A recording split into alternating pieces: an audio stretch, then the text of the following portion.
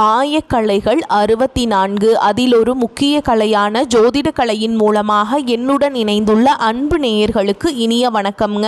துலாம் ராசி நேயர்களுக்கு புதுசாக அப்படி என்ன இருக்க போகுது, எப்பவும் போல வாழ்க்கை கீழேயே தான் போகுது அப்படின்னு கதரும் நேயர்களுக்கு ஒரு நல்ல செய்தி காத்திருக்குதுங்க. அந்த செய்தியை தெரிஞ்சுக்கிறதுக்கு முன்னாடி இந்த உலகை காக்கும் முருகப்பெருமானுடைய பாதம் தொட்டு வணங்கி வீடியோக்குள்ளே போகலாங்களா? என்னுடன் சேர்ந்து நீங்களும் இந்த மந்திரத்தை சொல்லிட்டே உங்களால் முடிஞ்சதுன்னா கமெண்ட் பாக்ஸில் ஒரு முறை கமெண்ட் பண்ணுங்க. ஓம் முருகா போற்றி, ஓம் முருகா போற்றி, ஓம் முருகா போற்றி. பழனி ஆண்டவா, செந்தூர் வேலவா, சீரும் போர் தளபதியே, சேவல் கொடி ராஜாவே, நீதான் ஐயா இந்த அப்பாவி மக்களை கஷ்டங்களிலிருந்து காப்பாற்றி காலம் முழுக்க கூடவே இருக்கணும். இவங்களுக்காக நான் தினமும் உங்ககிட்ட வேண்டிக்கிறேன். இவங்களுக்கு ஒன்றுனா நீதான் ஐயா பொறுப்பு. அப்படியே நான் சொல்லும் ஜோதிடமும் பழிக்க நீதான் ஐயா அருள் புரியணும். தினமும் உங்களுக்கு கிரகநிலை மாற்றத்தால் வரக்கூடிய சுப பலன்களை அறிய கட்டாயம் சப்ஸ்கிரைப் பண்ணி பெல் பட்டன் அப்புறம் ஆல்னு ஆப்ஷன் இருக்கோ அதையும் கொடுத்து வைங்க. ஒவ்வொரு பதிவும் உங்களைய வெற்றியடைய வைக்க வேண்டும் அப்படிங்கிற எண்ணத்தில் தாங்க போடுறோம். துலாம் ராசிக்கார நேயர்களே, உங்களுக்கு நல்லதே நடக்கும், நல்லது மட்டும் தான் நடக்கும். அப்படியே நம்மளோட துலாம் ராசிக்கார அன்பர்கள் தாயை போல அன்பானவங்க. இவங்க பொதுவாக துருதுருன்னு இருப்பாங்க, அதே நேரத்தில் கொஞ்சம் கோபக்காரங்களாக கூட இருப்பாங்க. இவங்க ஒருத்தவங்க கிட்ட பேசும்போதும் சரி பழகும்போதும் சரி, இவங்க பேசக்கூடிய நபர் பழகக்கூடிய நபர் படித்தவங்களா படிக்காதவங்களா, ஏழையா பணக்காரனா, உயர்ந்தவனா தாழ்ந்தவனா அப்படிங்கிற எந்த ஒரு பாகுபாடும் பார்க்க மாட்டாங்க.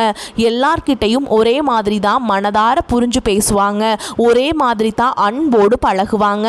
இவங்களை பொறுத்த வரைக்கும் சமுதாயத்தில் பெரிய மாற்றத்தை கொண்டு வரணும் அப்படிங்கிறதுக்காக இரவு பகல் உறங்காமல் உழைச்சிக்கிட்டே இருப்பாங்க. இவ்வளவு அருமையான நற்குணங்களை கொண்ட துலாம் ராசிக்கார அன்பு நேயர்களே, எல்லாரும் எப்படி இருக்கீங்க? நலமாக இருக்கீங்களா?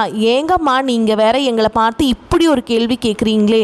நாங்கள் எங்கம்மா நலமாக இருக்கோம், எங்கள் வாழ்க்கையில் இருக்கக்கூடிய பிரச்சனைகளை பார்த்தா நலமாக இருக்கிற மாதிரியா தெரியுது அப்படின்னு உங்கள் மனசில் நினைக்கிறது எனக்கு முழுசாக புரியுதுங்க. துலாம் ராசிக்காரங்களே, உங்கள் வாழ்க்கையில் இருக்கக்கூடிய இந்த கஷ்டமான சூழல்கள் எல்லாமே இனி வரக்கூடிய காலங்களில் மறைஞ்சு போகுதுங்க. உங்களுடைய ஆசைகள் கனவுகள் எல்லாமே நிறைவேற போகுது. திருமணம் ஆகாதவங்களுக்கு திருமண தடை நீங்கி சந்தோஷமாக திருமணம் நடக்க போகுது. குழந்தை பாக்கியம் இல்லாதவர்களுக்கு அழகான குழந்தை பாக்கியம் கிடைக்க போகுது. பூர்வீக சொத்து ரீதியாக இருந்த அனைத்து பிரச்சனைகளுக்கும் முழுமையான தீர்வு கிடைக்க போகுது. உங்களுக்கு வரவேண்டிய பூர்வீக சொத்து உங்க கையில வந்து சேரப்போகுதுங்க. புதுசா நிலம் வாங்க போறீங்க, கார் வாங்க போறீங்க. உங்க வாழ்க்கையே அருமையான சந்தோஷமான வாழ்க்கையா மாறப்போகுது.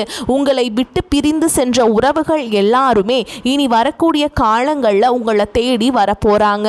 உங்க வாழ்க்கையில் இருந்த அனைத்து பிரச்சனைகளுக்கும் தீர்வு கிடைக்கக்கூடிய காலகட்டமாக உங்களுக்கு இந்த காலகட்டம் அமைஞ்சிருக்குதுங்க. நீண்ட நாட்களாக உங்கள் மனசில் இருந்த மனக்கவலைகள் எல்லாமே குறைய போகுது. வாழ்க்கையில் புதிய நம்பிக்கை பிறக்க போகுதுங்க. குடும்பத்தில் சந்தோஷமான மகிழ்ச்சியான செய்திகள் வரப்போகுது. தடைப்பட்ட வேலைகள் ஒன்றன் பின் ஒன்றாக நடக்க போகுதுங்க. பண வரவு மேம்பட போகுது. கடன் பிரச்சனை குறைய ஆரம்பிக்க போகுதுங்க. நல்ல மனுஷனோட நட்பு உங்களுக்கு கிடைக்க போகுது. உங்களின் மதிப்பு பிறரிடம் உயரப்போகுது. மறைந்திருந்த திறமைகள் வெளிப்பட போகுது. வேலை வியாபாரத்தில் நல்ல வாய்ப்புகள் வரப்போகுது. தேவையில்லாத உறவுகள் தானா விலக போறாங்க. மன உறுதி அதிகரிக்க போகுது. உடல் நலத்துல நல்ல முன்னேற்றம் ஏற்பட போகுது. பழைய பிரச்சனைகளுக்கு தீர்வு கிடைக்க போகுது. ஆன்மீக சிந்தனை அதிகரிக்க போகுது. உங்களுக்கான சரியான முடிவுகளை எடுக்க தொடங்க போறீங்க. நீண்ட நாள் ஆசைகள் நிறைவேற வாய்ப்புகள் வரப்போகுது. வாழ்க்கையில தெளிவு ஏற்பட போகுது. அதிர்ஷ்டம் சிறு சிறு வழிகளில் உங்களுக்கு உதவ போகுதுங்க. உங்களுடைய வாழ்க்கையில பலவிதமான அழகான மாற்றங்கள் வரப்போகுது. உங்களுடைய ஆசைகள் கனவுகள் எல்லாமே நிறைவேற போகுதுங்க. உங்களை வேண்டாம் என்று உதறி தள்ளிட்டு போன சொந்த பந்தங்கள் எல்லாருமே இனி வரக்கூடிய காலங்களில் உங்களை தேடி வரப்போறாங்க. உங்க வாழ்க்கை அருமையான மகிழ்ச்சியான வாழ்க்கையா இருக்க போகுது. நீங்க கவனமா இருக்க வேண்டிய விஷயங்கள் என்னென்னு பார்க்கலாங்க. அவசர முடிவுகளை தவிர்ப்பது நல்லதுங்க. கோபமா பேசாம சொற்களை கட்டுப்பாடோட பேசி பழகிக்கோங்க. பண விஷயங்கள்ல திடீர் செலவுகளை குறைக்கிறது நல்லதுங்க. கடன் கொடுக்கல் வாங்கல்ல கவனத்தோட இருந்துக்கோங்க. தேவையில்லாத வாக்குவாதங்கள்ல ஈடுபடாது. பேசாதீங்க. உறவுகளில் தவறான புரிதல் வராமல் தெளிவாக பேசுங்க. உடல் நலத்தை அலட்சியம் செய்ய வேண்டாங்க. தூக்கம் குறைவாக விடாதீங்க. பழைய பிரச்சனைகளை மீண்டும் கிளற வேண்டாம். ரகசிய விஷயங்களை யார்கிட்டையும் பகிர வேண்டாம். சமூக ஊடகங்களில் தேவையில்லாத பதிவுகளை தவிர்ப்பது நல்லது. உணவு பழக்கத்தில் கட்டுப்பாடு அவசியம். நம்பிக்கை இல்லாதவர்களிடம் அதிக பழக வேண்டாம். கையெழுத்து ஒப்பந்தங்களில் கவனமாக இருந்துக்கோங்க. வாக்குறுதிகளை எளிதாக கொடுக்காதீங்க. மனதை காயப்படுத்தும் நினைவுகளில் சிக்கி கொள்ளாதீங்க. பொறாமை ஒப்பீடுகளை தவிர்த்தரணுங்க. பயணம் செய்யும்போது கூடுதல் கவனமாக இருந்துக்கோங்க. பெற்றோர் மூத்தவர்களின் அறிவுரையை மதிச்சுக்கோங்க. தேவையான இடங்களில் இல்லை என்று சொல்ல கற்றுக்கொள்ளுங்கள். அப்போதாங்க நீங்கள் வாழ்க்கையில் எந்த ஒரு பிரச்சனையிலையும் சிக்கி கொள்ளாமல் இருக்க முடியும். சிம்ம ராசிக்காரங்களே, உங்களுக்கு இந்த காலகட்டம் அதிர்ஷ்டம் நிறைந்த மாதமாக இருக்க போகுது. உங்களுடைய ஆசைகள் கனவுகள் எல்லாமே நிறைவேற போகுதுங்க. இந்த காலகட்டத்தில் மகரத்தில் 4 கிரகங்கள் சேர போகிறாங்க. செவ்வாய் உச்சம் பெற போகிறாருங்க. செவ்வாய் உச்சம் பெறதுனால சொத்து, பூமி, வீடு, அரசு பதவிகள் போன்ற அருமையான யோகங்கள் உங்களுக்கு கிடைக்கும். புதன் சூரியன் சேர்ந்து புதாதித்ய யோகத்தையும் சுக்கிரன் உங்கள் வாழ்க்கையில் பலவிதமான நன்மைகளையும் ஏற்படுத்த போகுதுங்க. சிம்மராசிக்காரங்க ரொம்ப உங்களுக்கு நட்பாக பழகக்கூடியவங்களாக இனிமேல் இருப்பாங்க. சிம்மராசி நண்பர்களை பார்த்து பழக கற்றுக்கோங்க. பல கஷ்டங்களை நீங்கள் கடந்த காலகட்டங்களில் ராகுவால் அனுபவிச்சிருப்பீங்க. ஆனால் அதையெல்லாம் இனிமேல் அனுபவிக்க மாட்டீங்க. ஓகேங்களா? ராகு எல்லாவற்றின் மீதும் வெறுப்பை ஏற்படுத்துவதாக நீங்கள் கஷ்டப்பட்டு இருந்திருப்பீங்க. அந்த கடின சூழல்கள் இனி வரக்கூடிய காலங்களில் மாறப்போகுது. உங்களுடைய வாழ்க்கை அருமையாக சந்தோஷமாக மாறப்போகுது. 4 மற்றும் 9ஆம் இடங்களுக்குடைய செவ்வாய் பகவான் உச்சம் பெற்று 6ஆம் இடத்துல இருக்கிறதுனால எதிரிகள் உங்களை விட்டு விலகி போவாங்க. அலுவலகத்தில் உங்களை டார்ச்சர் செஞ்சவங்க இனி உங்களை கண்டு பயந்தோடிடுவாங்க. உங்கள் வாழ்க்கையே நல்லது தாங்க நடக்க போகுது. நல்லது மட்டும்தாங்க நடக்கும். அதனால் நீங்கள் வாழ்க்கையில் அடுத்த கட்டத்துக்கு முன்னேறலாம். விமர்சனங்களை எதிர்கொள்ளும் மனநிலை உங்களுக்கு ஏற்பட போகுது. சுக்கிர பகவான் மறைவதால் தொழிலில் பிரச்சனைகள் வரலாம். கொஞ்சம் ஜாக்கிரதையாக இருந்துக்கோங்க.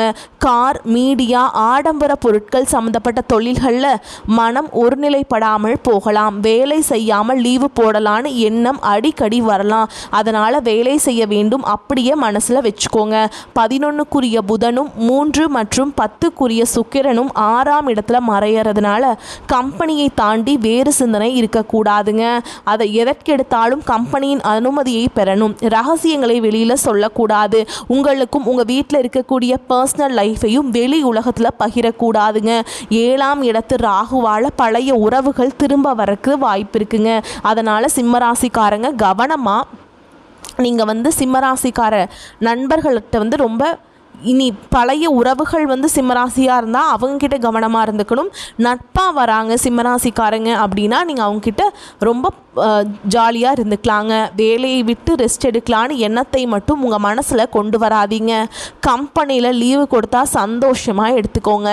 லீவ் இல்லைன்னா வேலையில் கவனத்தை நீங்கள் செலுத்தணுங்க. ஓகேங்களா? லீவ் கொடுக்கல அப்படின்னா வேலையை காப்பாற்றி கொள்வது தாங்க ரொம்பவுமே முக்கியம்.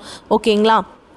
செவ்வாய் உச்சம் பெறதுனால இந்த காலகட்டம் உங்களுக்கு பலவிதமான நன்மைகளையும் மகிழ்ச்சியையும் சந்தோஷத்தையும் கொடுக்க போகுது. போட்டித் தேர்வுகளில் வெற்றி பெற வாய்ப்பு இருக்குது. உங்களுடைய ஆசைகள் கனவுகள் எல்லாமே நிச்சயமாக வெற்றியில் போய் தாங்க முடியும். உங்கள் வாழ்க்கையில் இனி வரக்கூடிய காலங்களில் தோல்வி கண்ணீர் அப்படிங்கிற பேச்சுக்கெல்லாம் துளி கூட இடம் கிடையாதுங்க. உங்களுடைய எண்ணம் போல் உங்கள் வாழ்க்கையில் நல்லதெல்லாம் அடுக்கடுக்காக நடக்க போகுது. உங்களை வேண்டாம் அப்படின்னு உதறி தள்ளிட்டு போன சொந்த பந்தங்கள் எல்லாருமே உங்களை தேடி வர போகிறாங்க.